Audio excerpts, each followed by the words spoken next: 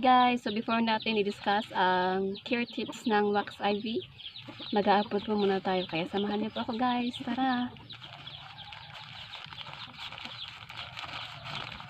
Kwentuhan muna tayo. Ito pa lang, nag-order nito is taga Bulacan. Bulacan ba? Ay hindi, Santa Rosa, Laguna. Yes po, Santa Rosa, Laguna. Tapos na po ang Mindanao. Na-upload na po nung last. So, last na lang po itong pupunta sa Laguna, Santa Rosa, Laguna. Bali po set po ito na kinuha niya. Tapos, meron pong each solo na 1, 2, 4, 5, 5 na solo.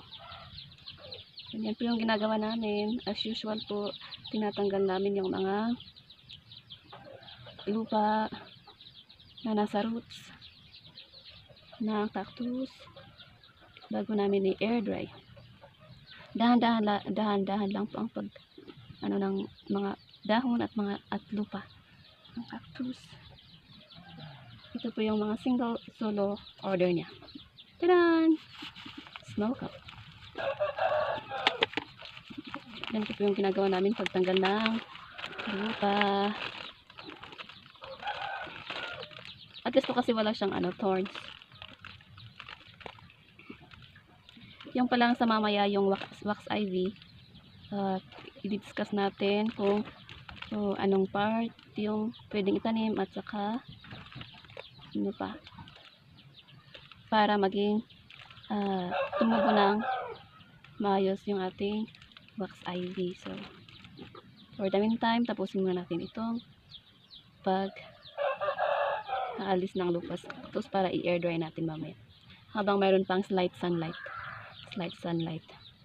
Kahapon maulan kaya hindi ako nag-upload kahapon. So ngayon na tayo mag-upload kasi hindi siya makulimlim ngayon, makulimlim. Pero may sanay kaunti. Makulimlim tapos sanay. Ganun talaga. Yan siya. Itong black gem malapit na siyang magkulay.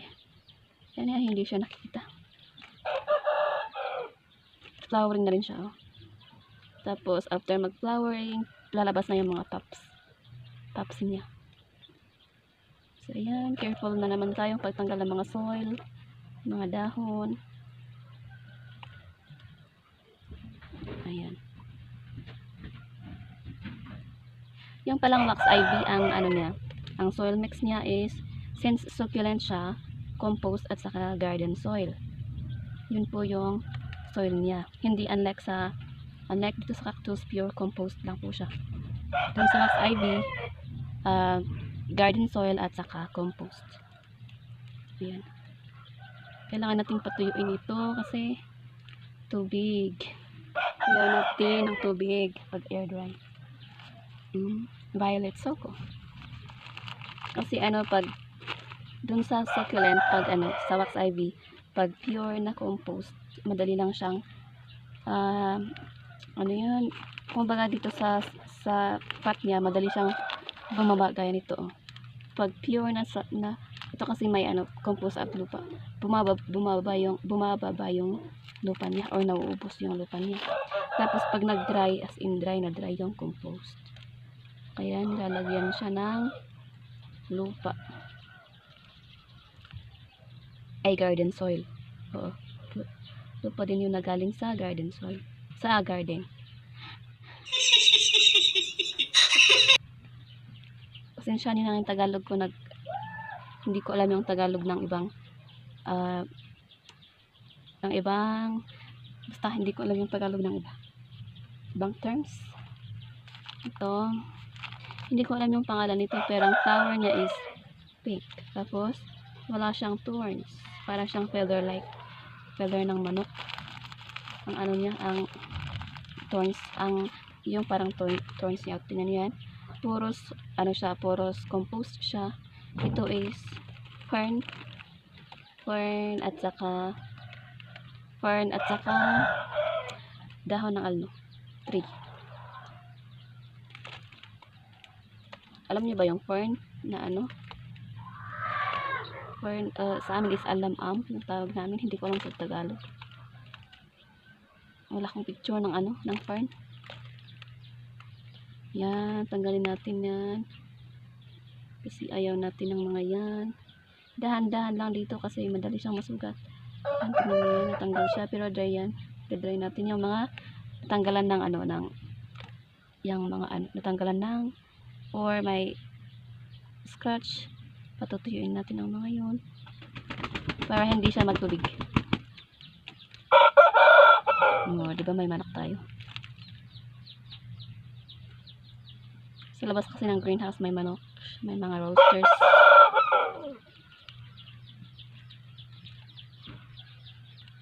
Ayan. At saka pag lalagay niyo sa crates, medyo ihiwalay niyo yung ano, masyadong mahaba ang thorns para hindi niya masugat yung mga walang thorn, yung mga sensitive na cactus. Last night ito may pops siya, black gym, no, ready to be variegated, ready na mag-variegate siya. Yung wax ivy, vine siya, vine. Pwede siyang hanging at saka pwedeng ilagay sa mga ganito. Guys, pag pala gusto niyo bumili, ilalink ko sa description below yung FB page namin. Pero ang FB page namin is Lot 3 Online Shop. Yan po yung picture niya, ganito po siya. Kung gusto niyo pong bumili, message niyo po yan anytime.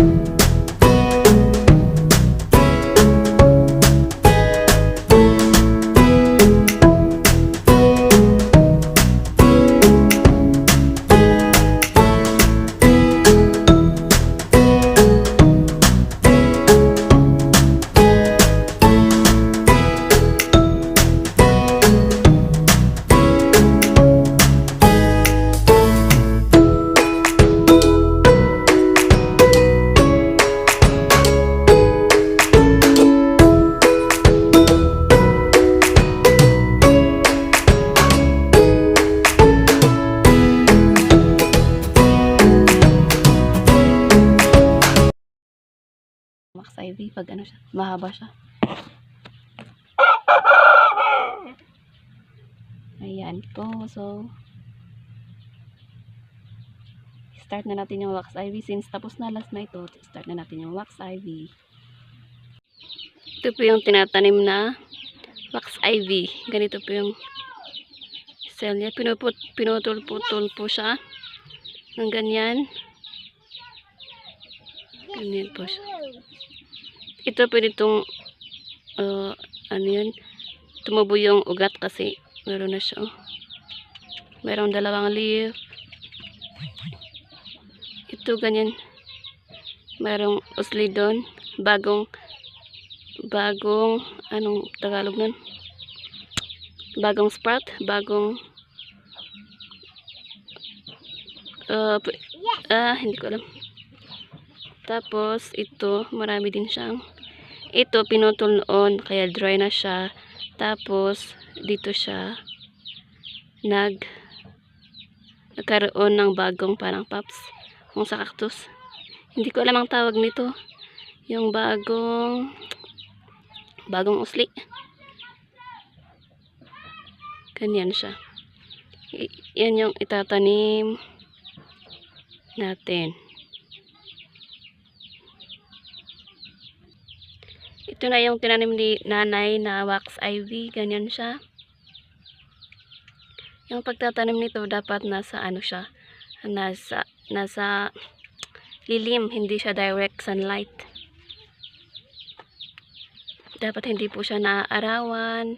Tapos yung climate is medyo malamig. Kaya nasa under siya ng under dapat siya. Ayan po. Ayan po yung mother plant ng wax ivy kulay yellow. Ang ginawa niya dito is punutol. Yan oh. May kumbaga sa cactus clustered. Yan, pinutol na yung yung first na ganito niya. First na tangkay ba to? Tangkay sa Tagalog. Ganyan siya. Kaya dumami yung anak niya. Yun oh, pinutol-putol niya. Yan. Na-dry na yung may putol. Tapos, mga tangkay, bagong tangkay, tumutubo sila dito sa may dahon. Sa lumang dahon. Lumang dahon. Sa first na dahon. Ganyan siya. Pinutol-putol niya. Kaya next na taniman, marami na siyang itatanim. Ganyan siya.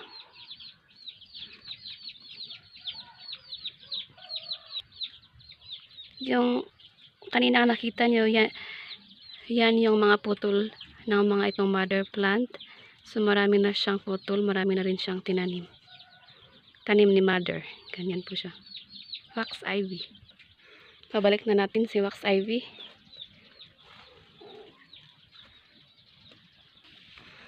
Ayan siya. Actually, meron siyang mga kasama. Ito, 1, 2, 3, 4, 5, 6, 7, 8, 9, 10, 11. Meron pa dun sa ibang greenhouse. Nandun pa ang isa. Ayan. Marami rin siyang tangkay.